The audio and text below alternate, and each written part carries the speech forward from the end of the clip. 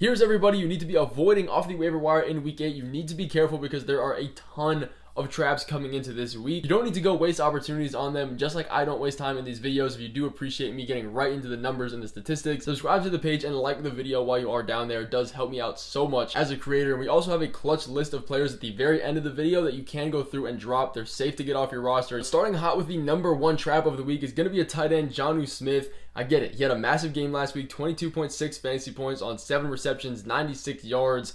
He really had almost half of the total completions from Tim Boyle and Tyler Huntley that were both playing last week. And he's had back-to-back games with double-digit fantasy points. That makes him seem like a pretty good ad. And that's massive considering Tyreek Hill and Jalen Waddle both ran 30 routes last week but didn't see more than 1 reception. But I promise you that 1 target mark for Jonnu Smith is nowhere near sustainable. Maybe at the very max 4 to 5 targets a game is what he can see.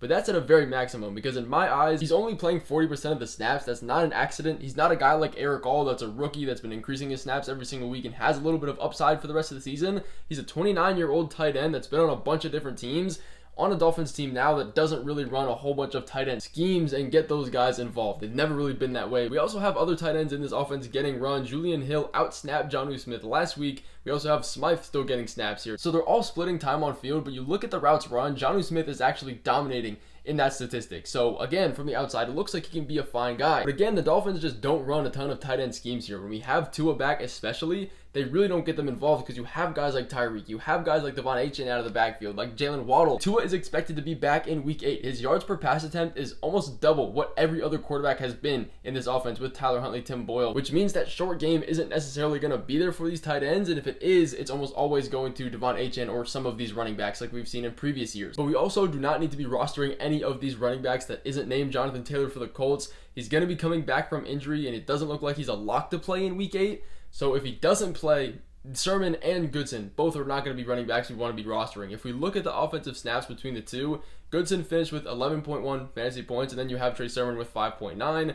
Goodson led in rushing attempts with 14 compared to 8 for Trey Sermon, and he got the rushing touchdown, which obviously gave him value, which isn't really completely true. The snaps are almost identical as far as routes run, so it doesn't really help either of their cases if they're splitting everything 50-50.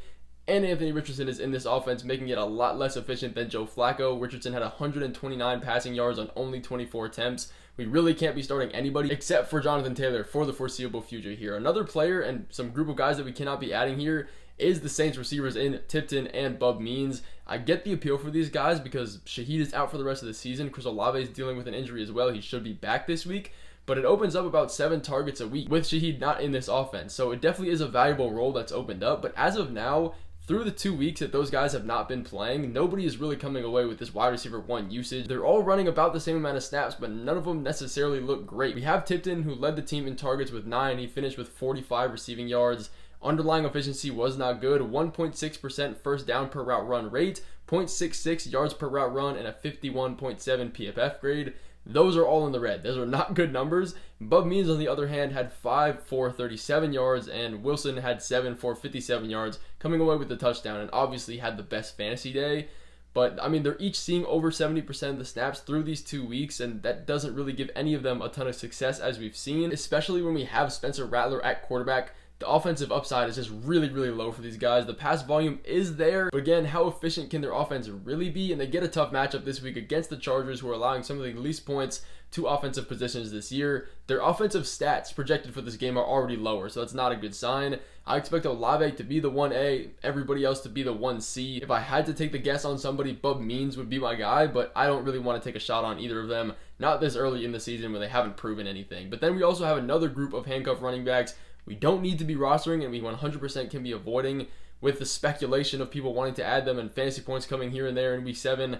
D'Ernest Johnson can 100% be left on the waiver wire. Let your league mates go ahead and add them if they want it. We saw Tank Bigsby looking absolutely amazing. 26 carries, 118 yards for 2 touchdowns. But the main thing here nobody really pays attention to, the underlying numbers that aren't fantasy points, is that he split goal line snaps with D'Ernest Johnson 50-50 exactly, and the third down role was also split 50-50, and those are the most important roles and what you want to see for running backs that have value. Johnson has gotten those the last week. On top of that, the receiving role, I guess whatever is left of it, is his. He saw 4 4 targets for 3 receptions and 32 yards, but he's tying Tank Bigsby with that as well. He ran 10 compared to Bigsby at 8. So nobody has an edge in receiving value. And we also have ETN dealing with injury, but when he's fully healthy, D'Ernest Johnson is not going to be a guy we want. Even if ETN is off this team, traded, injured, whatever it may be, I fully do believe Tank Bigsby is going to be the guy we want, and this offense isn't necessarily great enough to be rostering these backup running backs. But it does look like a really good ad, because when the Jaguars are winning and controlling games, they absolutely feed the running backs, which is why Tank Bigsby saw almost 30 rushing attempts last week. It's just what they do. But reality is they're not going to be controlling games like that every single week. They got the Patriots last week, some easier matchups the past few weeks.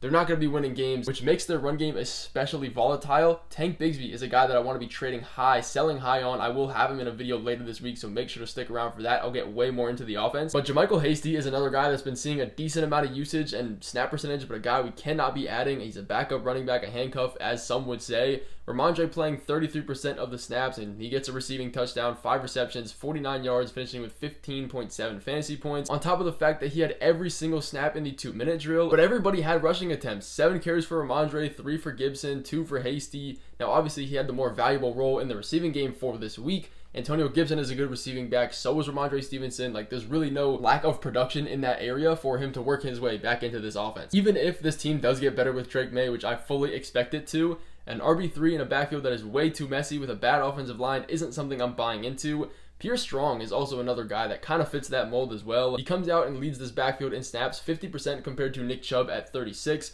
That's kind of expected when you have Nick Chubb playing his first game in over a year. He's not going to come out and get 100% of the snaps off rip, and that can pretty much be confirmed when you look at the carry share. Nick Chubb had 11 carries compared to Pierre Strong at 3. So you also have Foreman still playing a role in this offense. Is it a big one? No, but it shows you that if Nick Chubb were to be out again, there's really no RB1 workhorse outside of him. But going down to the Patriots, a team I talked about briefly, Austin Hooper and Jalen Polk are 2 guys that have had their speculation but can be left on the waiver wire. Hooper finished 2nd on the team in targets, and Henry, with all the success he's had at the tight end position, you'd expect maybe there's room for 2 of these guys because Drake May keeps everything short and doesn't have a ton of deep passing volume. But with Henry running 2 times more routes than Austin Hooper, 35 compared to his 14, as well as snaps, 52 snaps compared to 23, he's not going to be worth your time. And Jalen Polk, he's already on thin ice. He had 3 targets last week, 0 receptions, even though he made his claim that he has the best hands.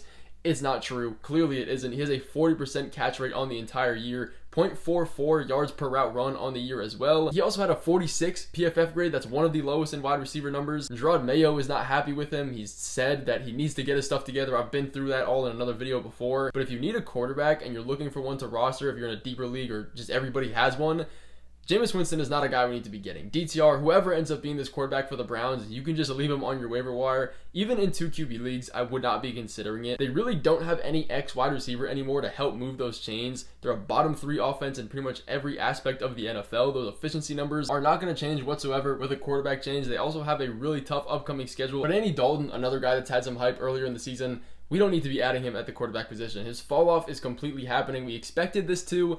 Once defenses get film and numbers to study about fill-in quarterbacks, they start declining, and that's exactly what we see. That's why backup quarterbacks a lot of times come in and look pretty decent. But Dalton had 2 fantasy points against a Commanders defense that isn't necessarily good. Only 93 passing yards on the day, just terrible. But as promised, the infamous list of players that we can drop off a roster that we don't need to have. If you roster them, get rid of them. If you see them on the waivers, say hello and don't add them. Mike Gesicki, number 1. Eric All had more routes run in week 7 than Gesicki did. There's so many tight ends in this offense that's getting run. If you're on the decline and the rookie tight end is on the incline, he's completely safe to drop. Mike Williams is another guy. With the addition of Adams into this offense, his time on field has dropped from 50% to 30% from what we saw last week in 3 wide receiver sets. It's Wilson, it's Adams, and it's Allen Lazard. There is a chance that he does get traded, but in that case, then we'll revisit it. I doubt anybody's rushing to get him off your waiver wire, even if that does happen. But for some reason, if you still have Zeke on your roster, go ahead and get him off. He hasn't had over 20 rushing yards since week 1, and his usage has been going all the way down. You can just say goodbye to him.